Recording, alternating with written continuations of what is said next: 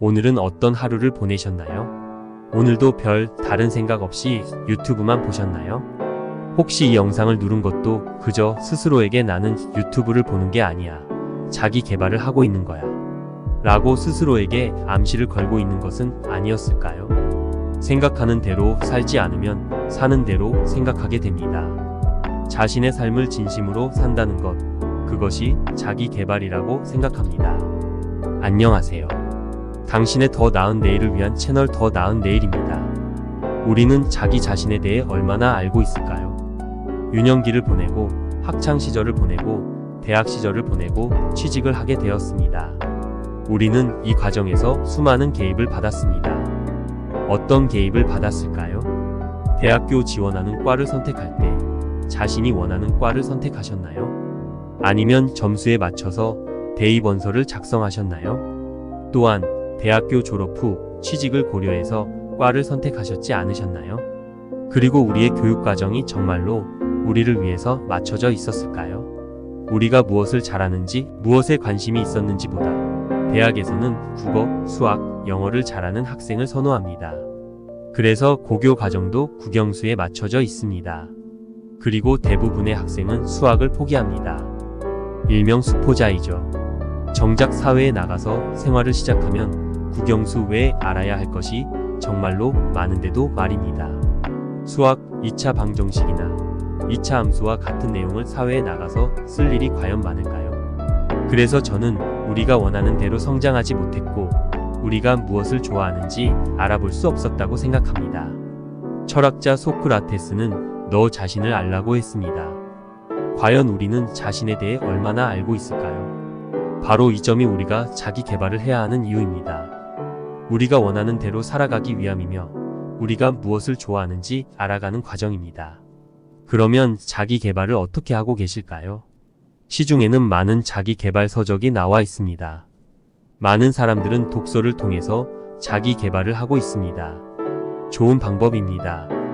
그러나 대부분 독서에서 그 활동을 멈춥니다. 독서 활동의 마지막은 독후감을 남기거나 서평을 써보는 것이라고 생각합니다. 책만 읽고 난 다음 덮으면 얼마 지나지 않아 내용을 잊어버리게 됩니다.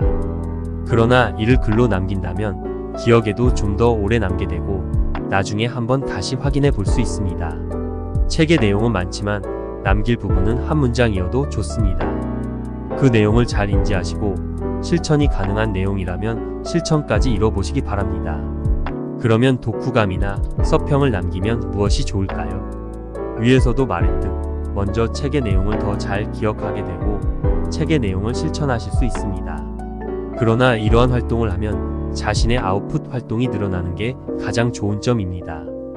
아웃풋 활동을 하면 누군가 그 글을 읽고 도움을 받을 수 있고 공감을 할 수 있을 것입니다. 이러한 아웃풋 활동을 권장하는 이유가 있습니다. 우리는 사람으로 태어나서 다양한 사람들과 상호작용을 하면서 살아갑니다. 상호작용을 통해서 자신을 표출하고 표현할 수 있습니다. 그리고 이러한 과정을 통해서 우리는 누군가에게 도움을 줄 수 있고 도움을 받을 수 있고 재미를 느낄 수 있습니다.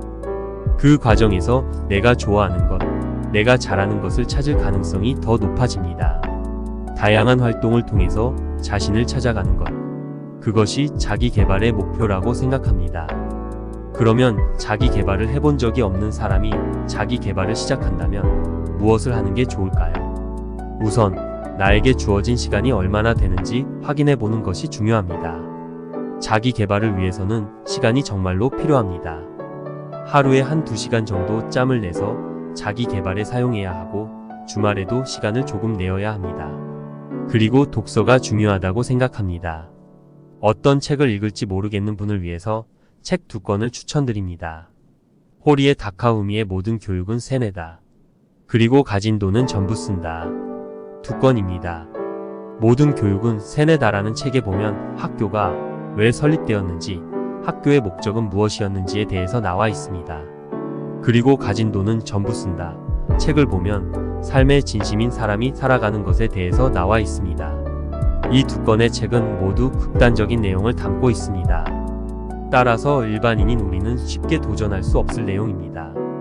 하지만 정말 진심으로 살아가는 사람은 어떤 마인드를 가지고 있으며 어떤 행동을 하는지 볼 수 있습니다. 자기 개발을 진심으로 하고 싶으시다면 우선 본인이 현재 가진 생각을 부수는 것이 중요합니다. 기존과 동일한 마음으로는 자기 개발을 하려고 해도 다시 원래대로 돌아올 가능성이 높습니다. 지속적으로 자신의 생각을 바꿀 수 있는 활동이 기본적으로 필요합니다. 그 첫 방법으로 독서를 추천드리며 다소 극단적인 이 두 건을 제안드립니다. 우리는 누구나 소중한 생명을 부여받았으며 이 세상에서 행복하고 즐겁게 살아갈 수 있습니다. 그리고 자기 개발을 통해서 자신을 성장시키고 다른 사람들에게 영향력이 생기기 시작하면 더욱더 즐거운 삶을 살 수 있을 것이라고 생각합니다. 그리고 그 과정에서 자기 자신에 대해서 더 잘 알아갈 수 있고 자신이 원하는 삶을 살 수 있다고 생각합니다. 오늘은 자기 개발을 왜 해야 하는지에 대해서 알아보았습니다. 이 영상을 시청하시는 모든 분의 밝은 내일을 기대합니다. 더 나은 내일이었습니다. 감사합니다.